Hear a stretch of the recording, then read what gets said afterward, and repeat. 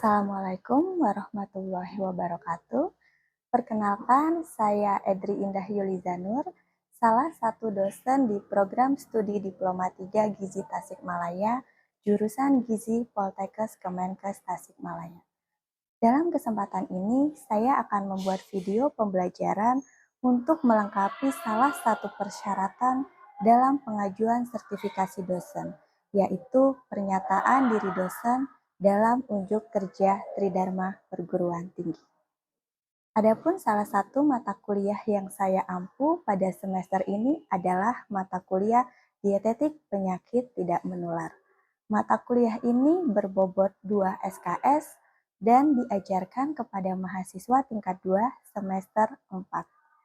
Mata kuliah Dietetik Penyakit Tidak Menular membahas konsep, prinsip, dan penerapan terapi gizi medis pada pasien dengan penyakit tidak menular yang menjalani perawatan di rumah sakit, baik di rawat jalan maupun rawat inap sesuai dengan proses asuhan gizi terstandar.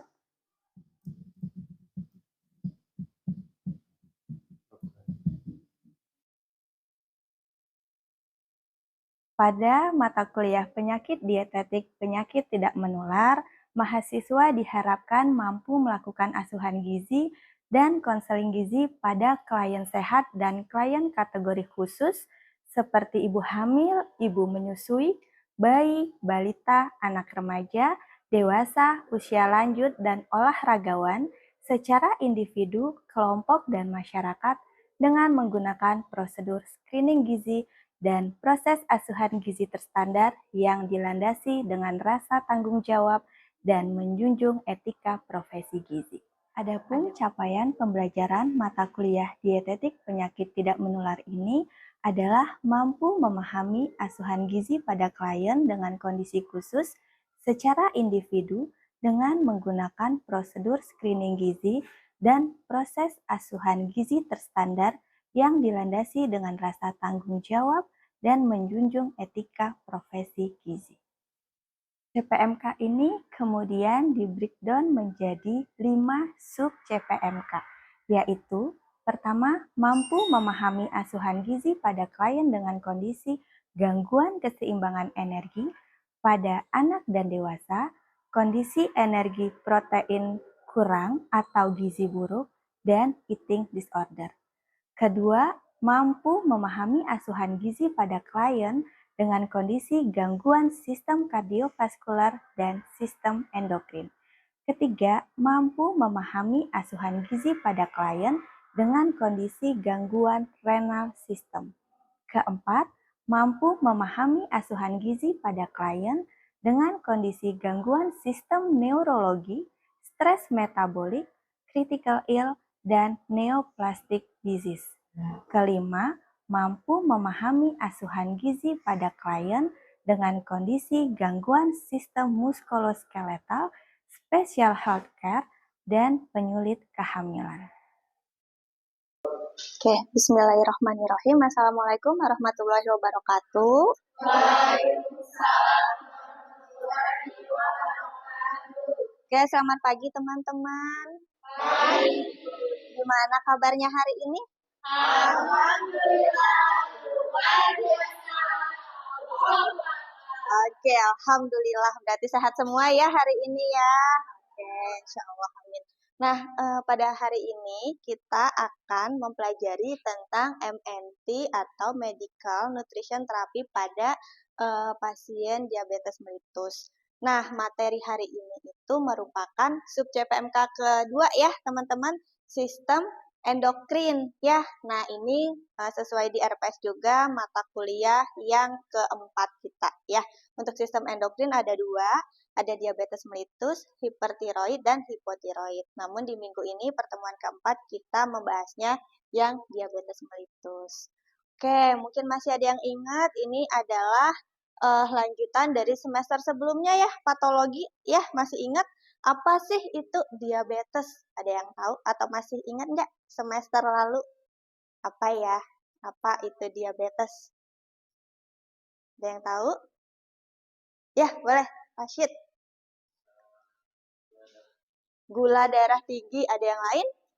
Oh ya. Iya, gangguan metabolisme apa? Ingat nggak? Ingat nggak? Oke, kita cek ya. Oke, bagus jawabannya. Tadi tentang gula, peningkatan kadar gula, benar. Terus tadi ada metabolisme yang terganggu ya. Nah, kita cek bahwa benar. Jadi pada pasien DM itu, pasiennya itu atau orang tersebut tidak bisa memproduksi cukup insulin.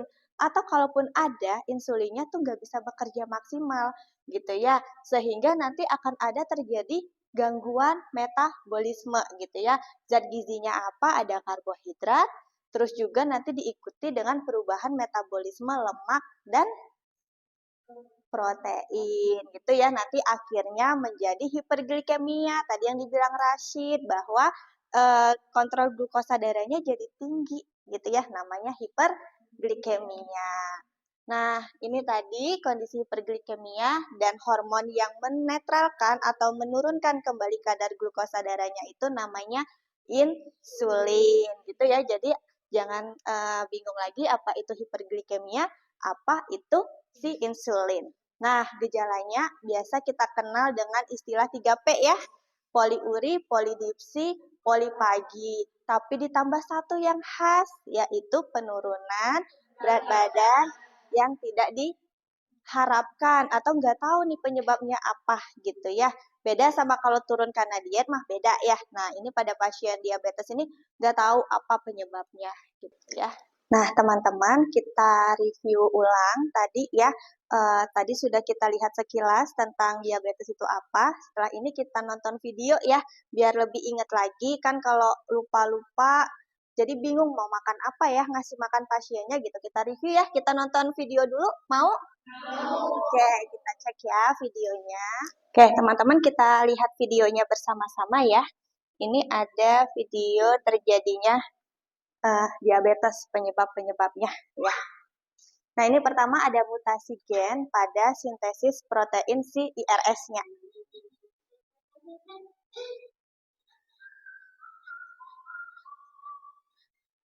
Nah, bisa terlihat ya bahwa pembentukan mRNA-nya sudah tidak sempurna karena tadi ada mutasi di awalnya ya, mutasi DNA-nya. Akhirnya si IRS bentuknya kalau kita analogikan tidak bisa berfungsi maksimal ya. Ini insulin ya, yang merah. Insulin. Harusnya dia difosforilasi oleh si IRS. Nah,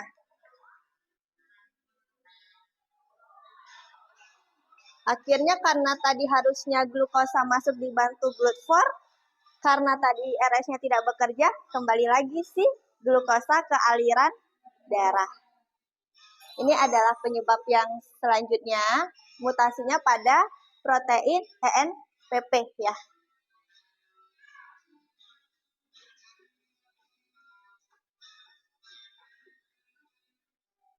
Nah, kalau ini insulinnya yang beredar di luar sel sama si glukosanya juga gitu ya. Kalau tadi IRS-nya berhasil insulinnya masuk, kalau di mutasi yang sekarang ini dua-duanya tidak ada yang berhasil masuk ke dalam sel. Oke, kalau ini adalah protein yang akan menangkap atau membawa glukosa masuk ke dalam sel ya. ENPP sama IRS normal bekerja, tapi GLUT4-nya yang tidak bekerja.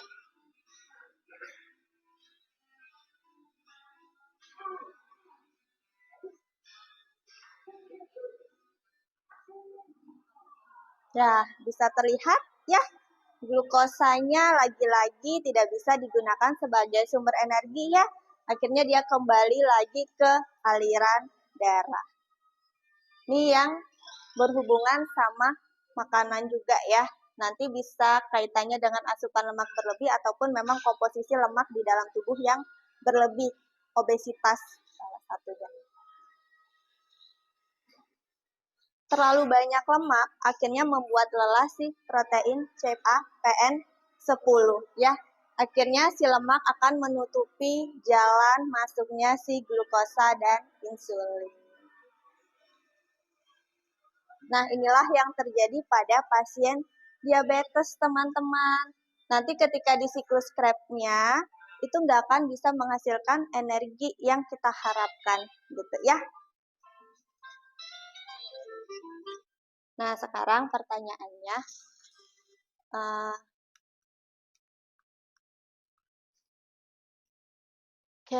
bagaimana tata laksana gizi untuk pasien-pasien atau orang-orang dengan diabetes? Kita sudah tahu tadi ya, insulinnya bisa ada, tapi tidak berfungsi maksimal atau memang tidak ada. Ya, bisa resistensi insulin juga gitu ya. Nah, maka sebagai calon ahli gizi, kita harus tahu bahan makanan apa yang tepat untuk diberikan pada pasien-pasien ini. Nah, pedoman kalau tadi di gejala ada 3P, ini masih 3 juga, tapi beda. Pedoman makannya 3J. Apa aja? Jumlah, oke, jumlah, jenis, dan jadwal. Nah, kalau jumlah ini artinya sesuai dengan kebutuhan si individu tersebut gitu ya. Nanti biasanya dipengaruhi oleh apa, teman-teman, kebutuhannya? Usia, ya, jenis kelamin. Oke, terus kalau pada pasien biasanya ada faktor stres. Artinya pasien diabetes yang hanya diabetes akan berbeda tuh faktor stresnya atau stres metaboliknya dibandingkan dengan misalnya ada diabetes, ada ginjal juga, gangguan pada sistem ginjalnya gitu ya. Nah, terus yang selanjutnya ada jenis. Nah, kalau jenis ini biasanya pada pasien-pasien diabetes kita, tadi kan ingat ya, pembatasan karbohidrat, terutama karbohidrat sederhana. Contohnya seperti apa? Gula, gula pasir gitu ya. Nah, itu harus kita kurangi atau makanan-makanan manis lainnya gitu ya. Nah, yang perlu kita tambahkan adalah biasanya adalah serat ya untuk menjaga fluktuasi atau peningkatan gula darah yang cepat tadi gitu ya, atau misalnya kita berikan juga karbohidrat kompleks gitu ya. Contohnya, Bu, nasi boleh nggak? Nasinya boleh, tapi jumlahnya harus dibatasi gitu ya. Nah, selanjutnya itu adalah jadwal, artinya nggak boleh skip-skip. Di sini ada tadi yang belum sarapan? Ada? Kenapa? Kesiangan? Iya. Nah, kalau pasien diabetes itu sangat tidak dianjurkan untuk men-skip-skip makanan atau melewatkan waktu makan.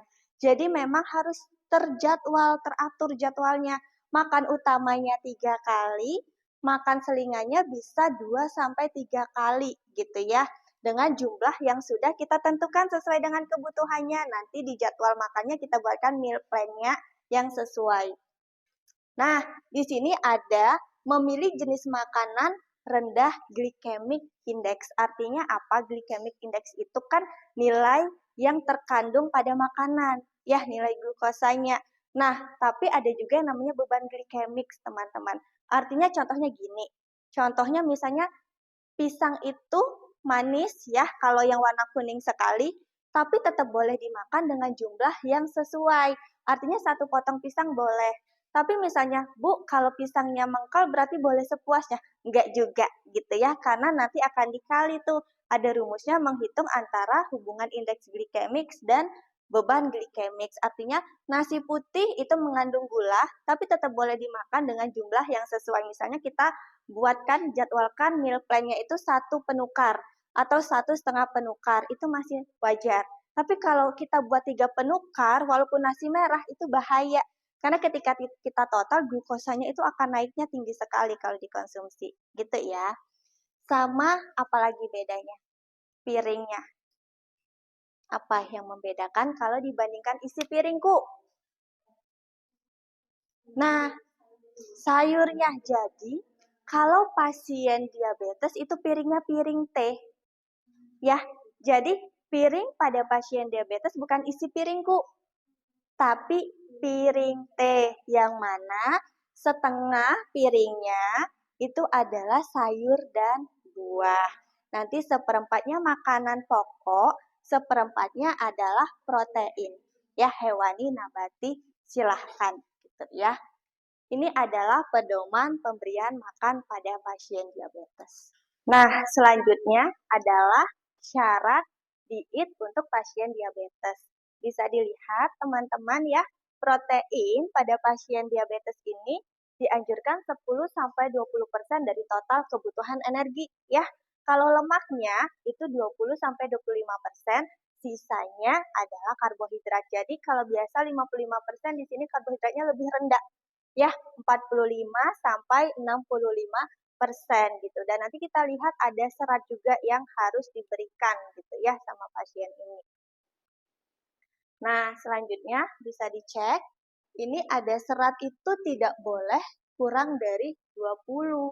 Jadi 20 sampai 35 gram sehari. Ini bisa teman-teman nanti di meal plan-nya. Tadi kan piring teh setengah ya. Itu bisa dipenuhi dengan 3 kali sayur ya dan 2 sampai 3 penukar buah. Itu bisa memenuhi kebutuhan 20 sampai 35 gram seratnya. Tapi hati-hati dalam pemilihan buah, terutama yang manis ya. Nanti bisa dipilih.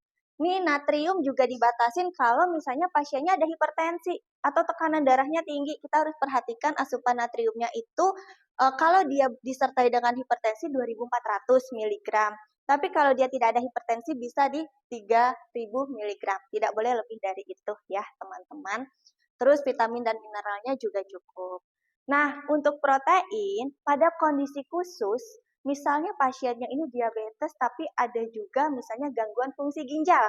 Maka tadi itu kan awalnya 10 sampai 20% ya proteinnya di awal, tapi di sini ada ketentuan khusus kalau misalnya ada nefropati diabetik atau diabetes dengan nefropati, gangguan ginjal, itu biasanya proteinnya lebih rendah di 0,8 gram per kilogram berat badannya. Tapi kalau misalnya dia sudah ginjal, tapi udah cuci darah, nah kebalikannya. Jadi dia proteinnya harus tinggi, bisa di 1 sampai 1,2 gram. Nanti kita akan bahas lebih lanjut ini itu di gangguan fungsi ginjal ya. Untuk lemak, kalau lemak ini tadi kan tidak lebih dari 30% ya. Dan ingat tadi di video, terlalu banyak lemak juga bisa membuat kondisinya menjadi lebih parah ya, karena tadi tidak bisa si karbohidrat, si gula, glukosa, dan insulinnya buat masuk ke dalam sel. Nah, di sini kita untuk lemaknya sendiri misalnya kita tetapin 30% atau 25% idealnya, dan harus diperhatikan antara perbandingan SAFA dan PUFA. SAFA, PUFA, MUFA ya. Hati-hati, artinya SAFA-nya ini atau lemak jenuhnya ini tidak boleh lebih dari 7%. Ya, terus kalau PUFA-nya lemak tidak jenuh gandanya bisa di 10% maksimal, paling banyak. Nah, sisanya lemak tidak jenuh tunggalnya atau MUFA-nya ini bisa di 12-15%. Kolesterol berapa? Tidak boleh lebih dari 300 mg per hari. Ini ya, jadi kalau di lemak ini konsentrasinya kita highlight-nya itu tidak hanya di 30%-nya, tapi turunan dari jenis lemaknya juga harus diperhatikan. Nah, ini juga kenapa sih ternyata berdasarkan penelitian, apabila ada peningkatan LDL, nanti kan data biokimia pasien kita pegang ya teman-teman, kalau diketahui bahwa nilai atau kadar LDL-nya itu tinggi, maka kita bisa combine diet DM dengan dislipid atau diet DM dengan rendah lemak gitu ya. Kolesterolnya yang tadinya harusnya 300, sekarang kita lebih turunkan lagi menjadi 200 mg. Ya, dengan lemak jenuhnya kurang dari 7%. Jadi nanti kita lihat. Tapi kalau misalnya masalah gizinya di data biokimianya kita cek labnya, hasil laboratoriumnya, terjadi peningkatan trigliserida dan FLDL-nya, maka lemak tidak jenuh tunggalnya 20%, karbohidratnya kita rendahkan, kita ambil misalnya 45% sampai 50% dari total kebutuhan, nanti kita anjurkan juga peningkatan aktivitas fisiknya gitu ya, sehingga nanti efeknya atau dampaknya terjadi penurunan berat badan. Nah, penurunan berat badan ini juga akan menurunkan resiko penyakit kardiovaskular. Tuh ya, teman-teman. Nah, ini untuk terakhir adalah karbohidrat ya. Nah, untuk karbohidrat sendiri itu ada notes-nya atau ada yang harus teman-teman perhatikan. Serendah-rendahnya kebutuhan karbohidrat pastikan tidak kurang dari 130 gram per hari. Gitu ya, jadi jangan sampai terlalu rendah. Seperti kita tahu, sumber energi utama kan glukosa ya, jadi kita tetap butuh gula. Jadi karbonya itu tidak boleh kurang dari 130 gram, utamakan karbohidrat yang berserat tinggi ya. Nah, terus juga nanti kalau gula pasir itu boleh. Boleh, masih boleh kok pasien diabetes itu konsumsi gula pasir atau sejenisnya seperti sukrosa ya. Contohnya gula pasir atau yang lainnya, tapi tidak boleh lebih dari 5%. Tidak boleh lebih dari 5% gitu ya. Tapi kalau emang bisa menghindari itu lebih baik. Tapi kan kadang di bumbu-bumbu makanan kita tetap menambahkan gula ya gitu ya. Nah, itu masih boleh tapi tidak lebih dari 5%. Kalau selingannya tidak dianjurkan bolu, cake, ataupun makanan minuman manis ya. Jadi kita sarankan ke buah atau bahan makanan lainnya yang misalnya tinggi serat atau yang tidak terlalu manis gitu ya. Nah, sering salah sangka ini adalah buah. Ya, buah karena boleh sepuasnya akhirnya makan apa? Rambutan satu kresek gitu. Pas dites, Bu, saya udah nggak makan nasi, benar. Saya teh udah nggak minum teh manis, bener gitu ya. Pas dicek, kita cek data riwayat makannya, oh ternyata si biang keroknya adalah si buah dari yang tadi satu kresek tadi ya, kebanyakan gitu. Jadi hati-hati dalam menganjurkan buah. Jadi benar-benar harus jelaskan buah seperti apa, berapa banyak. Kembali, 3J tadi jumlah dan jenisnya ini harus diperhatikan. Ini yang sering menjadi masalah. Oke, ini tadi natrium sudah ya. Kalau tadi ada apa namanya disertai dengan hipertensi atau peningkatan tekanan darah, maka natriumnya juga kita batasin. Ini serat bisa dari kacang-kacangan, jadi snacknya boleh kok kacang hijau, bubur kacang hijau boleh, boleh gitu ya. Tapi gulanya manis-manis jambu, jangan yang manis banget. Nah, puasa hati-hati ketika memilih buka puasa ya. Ada kolak ya, ada bubur kacang hijau itu dipilih yang sebaiknya buat sendiri aja. Jadi kita bisa mengatur jumlah gula yang digunakan. Atau boleh dengan pengganti ya, pemanis pengganti. Nah ini dia, pemanis alternatif. Pemanis alternatif ini ada yang punya kalori, ada yang 0 kalori. Gitu ya. Nah nanti ada contohnya kalau yang berkalori itu glukosa alkohol, fruktosa, itu ada kalorinya. Tapi kalau dia yang 0 kalori juga ada gitu ya. Jadi cuman rasanya aja tapi tidak menambah kalori pada jumlahnya gitu ya.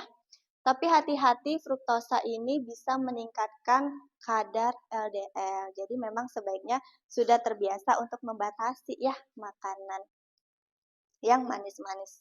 Oke, ini nanti kalau ketemu pasien, misalnya teh, tolong dong buatin meal plan-nya, saya harusnya makan apa? Langkah pertama teman-teman tentukan dulu kebutuhan kalorinya berapa. Ya, di sini sudah ada diet DM mulai dari 1.100 kalori sampai 2.500 kalori. Nah, ini nanti teman-teman tinggal implementasikan ke menu. Karbonya mau apa? Saya sukanya kentang. Boleh makan kentang? Boleh, ya. Sumber karbo banyak sekali, hewaninya juga banyak. Saya alergi ikan. Misalnya saya alergi seafood, silakan dipilihkan bahan makanan lain yang bisa menjadi alternatif si pasien tersebut. Jadi memang nanti diupayakan membuat meal plan-nya itu sesuai dengan habitnya dia, tapi tidak melanggar prinsip dan syarat diet dari penyakit atau kondisi kesehatan si pasien tersebut. Bisa ya, ini sudah biasa kita membuat standar makanan untuk pasien. Ya, baik teman-teman, sampai di sini ada yang mau bertanya? Oke, baik Vira, silahkan. Untuk pertanyaannya kan tadi disebutkan ya Ibu ada standar diet untuk DM. Nah, untuk penderita DM itu tuh bagaimana implementasi ke menu sehari-harinya? Oke, baik. Berarti dari standar DM yang tadi ya ada 1.100 sampai 2.000, kalau di sehari diisi piringnya gitu ya, seperti apa? Oke, baik Vira, terima kasih pertanyaannya ya, bagus sekali teman-teman. Bu, ini kan baru standar dietnya gitu ya, ini tuh baru bahan makanannya gitu ya. Kalau dalam menu seharinya apa ya gitu ya. Nah, ini ada contoh teman-teman. di sini ada contoh menu yang biasa kita berikan pada pasien diabetes. Dan ini bisa banget diterapkan di rumah juga ya. Jadi tidak harus pasien rawat inap, tapi rawat jalan pun bisa. Tadi sudah bisa terlihat nggak?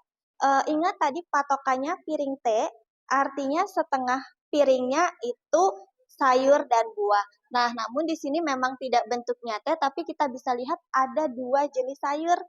Ya, ada yang di mangkok karena berkuah, sebaiknya memang tidak ditampilkan secara gabung ya dengan menu yang lain, dan ada urap ya, ada sup sayuran ya, dan ada buah pisang. Oke, setengah ya. Setengah sudah. Sumber karbonnya ada? Ada. Di sini dicontohkan adalah nasi putih. Bu, kalau nasi putihnya mau diganti nasi merah boleh gitu ya. Yang penting nanti teman-teman pastikan ya bahwa sesuai dengan standar yang sudah disusun tadi. Terus Bu, seperempat lagi tadi apa? Protein? Ya, baik hewani maupun nabati. Ada? Ada ayam, dan juga di sini ada tahu ya, tahu kukus gitu ya. Jadi memang secara tampilan memang tidak persis tadi setengah piring teh gitu ya, tapi ini sudah mewakili atau sudah komposisinya sudah sesuai dengan tadi pedoman untuk piring pada pasien diabetes gitu ya. Jadi memang dominan sayur dan buah, tapi tidak menghilangkan sumber bahan makanan lainnya, yaitu karbo dan proteinnya. Bisa dipahami? Ya, baik, selanjutnya dan ada yang ingin bertanya lagi? Ya, Bu. Ya, silakan. Izin bertanya, Bu. Tadi kan sudah dijelaskannya pada perpoin tentang pedoman pemberian makan. Nah, berarti sudah banyak pasien yang mengetahui makanan yang disajikan, tetapi masih banyak juga yang sulit untuk mengubah pola makannya. Nah, menurut Ibu, strategi edukasi gizi apa yang paling efektif untuk mempertahankan perubahan tersebut dalam waktu jangka yang panjang? Oke, baik. Terima kasih pertanyaannya. Saya ulangi ya, berarti tadi ingin bertanya strategi apa sih biar pasien diabetes ini nurut gitu kan, atau menjalankan diet yang kita anjurkan itu secara konsisten gitu ya. Oke, nah saya jawab ya. Jadi benar, pasien diabetes ini kan kondisi yang tidak bisa disembuhkan ya, bisa kita kontrol gitu ya kalau memang sudah didiagnosa diabetes mellitus. Nah, langkah yang pertama adalah tadi salah satunya kita ketika membuat meal plan usahakan bahan makanan, menunya itu yang memang disukai oleh pasien tanpa menyalahi aturan prinsip dan syarat dietnya. Karena logikanya kalau teman-teman membuat meal plan atau menunya sesuai keinginan atau referensi teman-teman, belum tentu disukai, benar nggak? Tapi kalau memang itu menu yang mereka sukai, mereka tidak merasa kebiasaannya diubah secara drastis. Jadi kita bisa mengubah pelan-pelan, menyusun menu bareng-bareng bersama-sama, mereka memilihkan, kita menentukan. Ya, mereka memilih ingin ini boleh nggak? Boleh, tapi jumlahnya kita yang atur. Jadi terkesan sama sehari-hari menunya, tapi itu sudah sesuai dengan prinsip dan syarat yang seharusnya. Yang kedua adalah kita juga butuh dukungan dari keluarga ya teman-teman. Artinya apa? Jangan sampai nih misalnya anggota keluarga kita tuh ada yang menderita diabetes, terus ujuk-ujuk kita pulang bawa makanan yang misalnya tinggi gulanya. Contohnya apa yang suka? Martabak. Enak nggak? Enak. Mungkin nggak misalnya nenek kita atau ibu kita hanya melihat, tergoda nggak? Tergoda. Nah, dari kita juga bisa ya. Misalnya nanti dipilihkan pulang oleh-oleh, pulang ke rumah weekend gitu nih, bawa nih gitu buah gitu. Tapi buahnya juga asal jangan rambutan sama durian ya. Nah, itu namanya nggak sayang gitu ya. Jadi nanti dipilihkan bahan makan. Tadi udah ya, bahan makanan yang dianjurkan dan tidak dianjurkan. Nah, itu teman-teman bisa memilih. Jadi, selain dari keinginan atau komitmen si pasien, kita juga butuh bantuan atau support, dukungan dari keluarga gitu ya, buat menguatkan. Karena tadi pasti akan ada titik jenuh, bagaimana caranya kita tetap memotivasi si pasiennya, baik kita sebagai ahli gizinya ataupun dari keluarganya. Jadi kerjasama ya, kerjasama antara nakesnya, ahli gizinya, pasiennya, dan juga keluarganya. Gitu ya, itu yang paling bisa kita lakukan untuk menjaga komitmen dari si pasien. Ini ada buku saku ya, hasil penelitian bersama kakak tingkatnya ya, yang sudah tingkat 3 sekarang. Ini ada buku saku pengaturan makan untuk pasien DM. Di sini sudah dilengkapi dengan nilai indeks glikemik dan beban glikemik. Jadi nanti ketahuan, kalau makan rambutan saya baiknya berapa jumlahnya. Nah, ini adalah salah satu cara yang bisa tadi juga menguatkan komitmen dari pasiennya. Kalau misalnya tadi lupa pas konsultasi, tadi apa ya, ini bisa menjadi bahan buat mereka bawa dan baca-baca kembali. Jadi selain tadi mengingat juga bisa diulang ya kembali apa aja yang dibolehkan dan tidak dibolehkan, terutama yang beban glikemiknya, indeks glikemiknya itu harus diperhatikan gitu ya. Nah, ini sudah selesai materi untuk hari ini. Ini ada buku referensi ya. Nanti teman-teman seperti biasa penuntun di IT selalu menjadi pegangan kita ya. Selanjutnya ada bukunya Kraus juga. Ini Food and Nutrition Care-nya, ini NCP atau asuhan gizinya. Dan yang terakhir ini terkhusus tentang pedoman untuk pasien DM. Ya, di sini ada diagnosa dan lain-lainnya gitu ya. Oke, terakhir tugas ya teman-teman, seperti biasa ada 2 kasus, studi kasus ya. Kasus yang pertama ini untuk pasien untuk teman-teman yang absen ganjil ya, seperti biasa. Nanti kasus kedua, ini kasus keduanya untuk ini ada rumus-rumusnya, nanti bisa dipakai buat referensi. Sama ini kasus keduanya buat absen genap.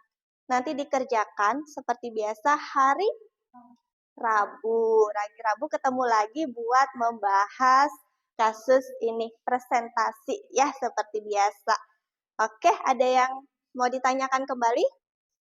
Sudah cukup, baik. Nah, untuk hari ini selesai pertemuan dengan materi tadi ya, asuhan gizi pada penderita diabetes. Saya akhiri. Wassalamualaikum warahmatullahi wabarakatuh.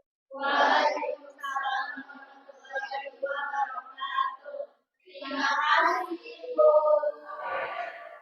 Demikianlah salah satu bagian dari kegiatan Tridharma Perguruan Tinggi yang saya lakukan di bidang pengajaran, yaitu penyampaian materi tentang asuhan gizi pada penderita diabetes mellitus. Pada mahasiswa gizi, program studi Diploma 3 Gizi, jurusan Gizi Poltekkes Kemenkes Tasikmalaya. Mohon maaf atas kekurangan dan kesalahan. Wabillahi taufiq wal hidayah. Wassalamualaikum warahmatullahi wabarakatuh.